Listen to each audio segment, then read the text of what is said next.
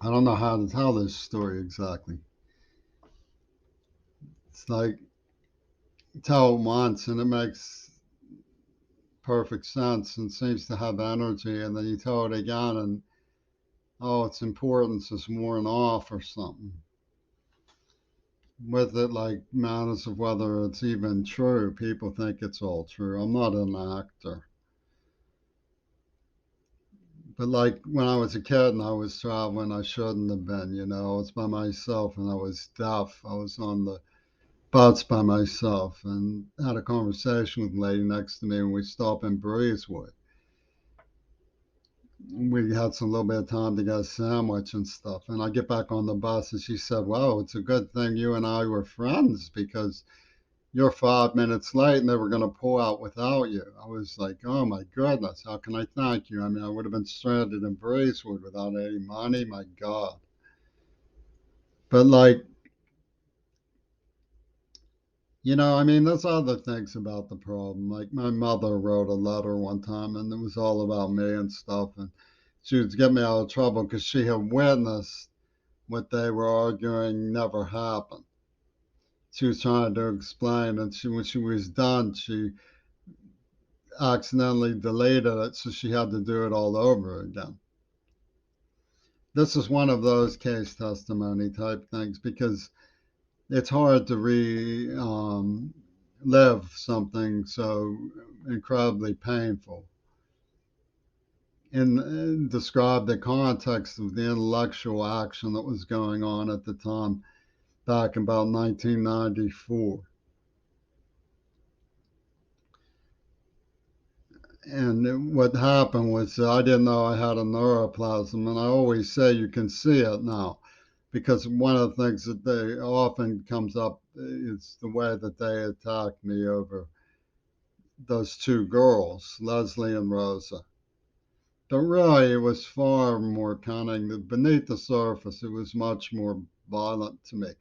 It was like being tasered in the head. It was like I didn't know it was there, but it started punching me from inside.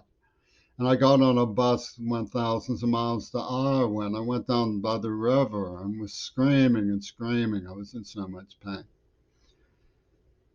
But of course, they had taken my girlfriend and stuff. They were yet to rape my best friend, and they were getting ready to blow up the Oklahoma Federal Building and stuff.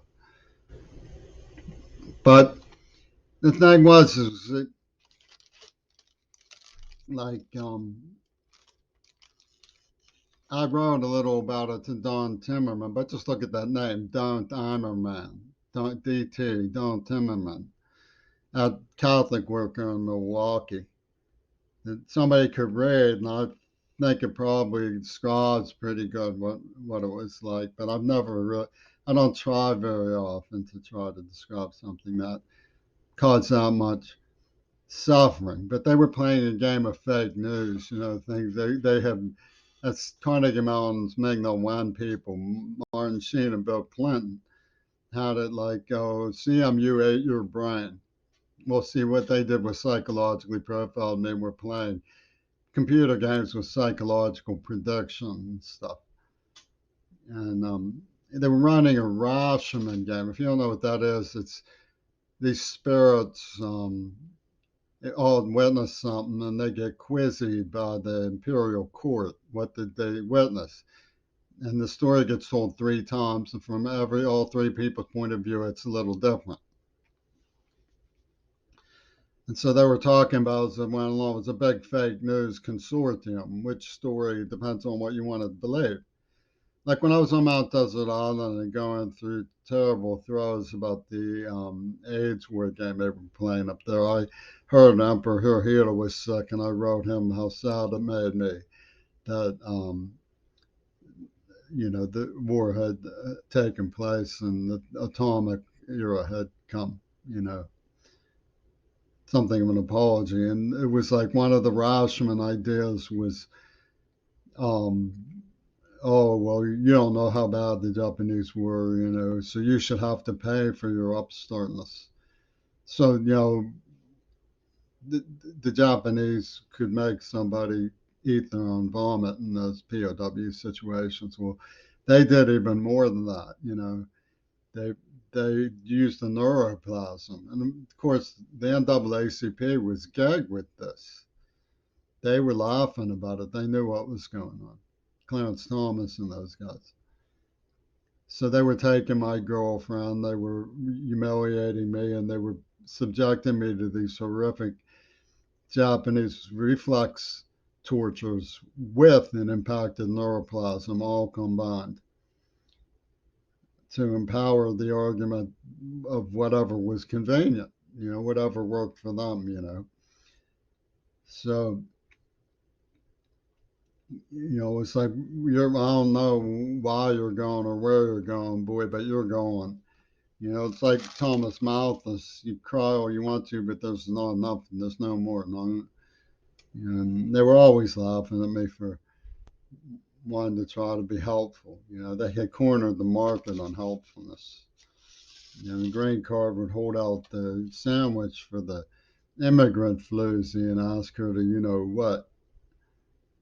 So Trump is his last name in the big index. James Child called it escalation dominance. Trump. So what I want to talk about is Rankin, Stephen King's Crocodile Tears. He says America's a shooting gallery. Like he doesn't have nothing to do with that. And George Takei, who they're saying we got to save democracy. What that really means, we got to save democracy from those who would save democracy. It's Dan Rather's brochure, no such thing as objective reality, only what the jury believes. I say Dan Rather, I meant the Rather brochure. Because what they were saying was, I didn't have to be that way, which they called said because it was graffiti. Said, had said, didn't have to be that way or whatever. And but they're the ones who won't let up about a one night stand with someone who.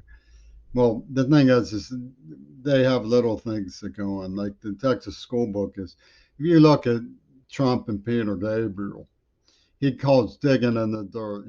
Poison came out with a song called "Digging in the Dirt," and there was one you'd think of something better to do than muck raking. But Gabriel's like, oh, well, this is Trumpy Tune's new gold mine.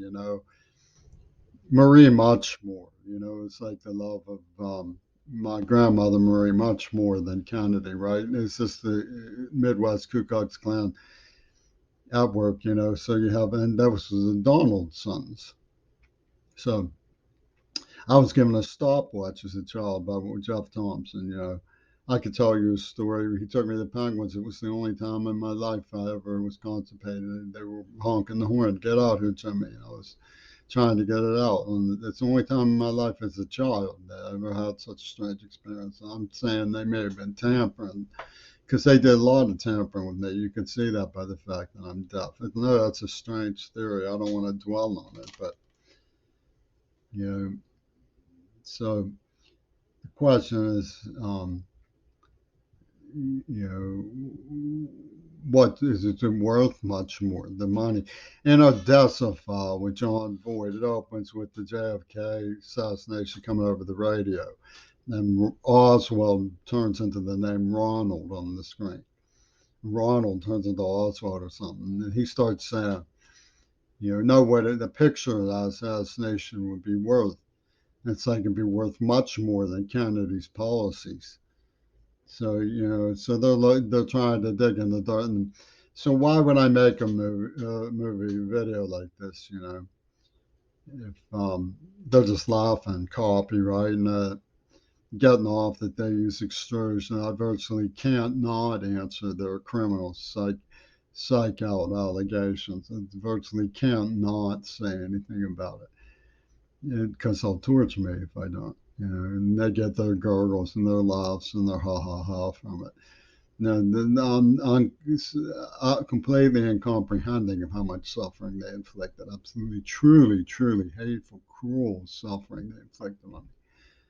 With the neuroplasm, it was like being tasered in the head thousands of times. I mean, I got on a bus and went 1,000 miles. I already said that. I don't want to keep yammering about it. But Why would I do it? No, like that woman on the bus. Maybe there's a good Samaritan somewhere in the world. Tell them to stop, or at least show me some decency. But the way Raskin and Takai and Stephen King have it figured is, you have to leave it to the centurions on high. The Trump people with escalation dominance, because the people who don't get into combat with them are ducking. So you got to have true grit like John Wayne, which was one of the characters who was photographed with Lee Harvey Oswald. So they set up this true grit scenario, and there's all kinds of stuff that they plunked into the past when they were um, getting weird about having their hands on the script that they wrote and going to play like they found it. Drew Waig was like Nancy Drew Reagan, Drew Waig, and Raleigh Wesson is like a Raleigh Wesson oil lesson, right, from rock and roll. And Donald O'Gilligan is like Diamond Gullis and Donald O'Gilligan up on Gilligan's Island, right? Then they ship me up to Mount Desert Island. That's sort of wanker index they pull, and they're all big about it. And it was all set up by Demarest, Professor Demarest. Give them a rest, and like Justin Vicari, friend of John Schulman, and Greg Starcynic. They have Star the Cynic working with Greg Carl and so on. So it's um,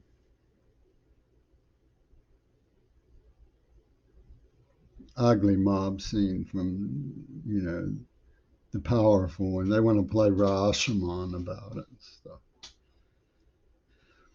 I guess I should include a second telling of what happened in the parking lot at the YMCA. And when this guy jumped out of his car way off in the distance, I was getting punches in the head from this thing. He grabs my arms with his arms and he goes like this. And I just felt this lacerating violence go through my head, and I fell to the ground vomiting. My eyes were ocular gyrating, and one pupil would get big, one little. And I remember, and they were framing the issue Rashomon was as REM defiant trespass, which was their way of saying virginity proves rape. And what was the memory that I had? Well, it was freezing cold, and I was freezing cold. And one of my shoes was flopping. And I was trying to hide from these people who would have seen me, waited outside school to kidnap me, and they found me. And they were in a stolen car, and they were armed, and they told me to get in, and they gassed me. And I had to jump out at an intersection, wander home through the snow and cold, and has to hide in the towel closet. And they're like, don't say like Anne Frank, don't say that's you're a cultural misappropriate.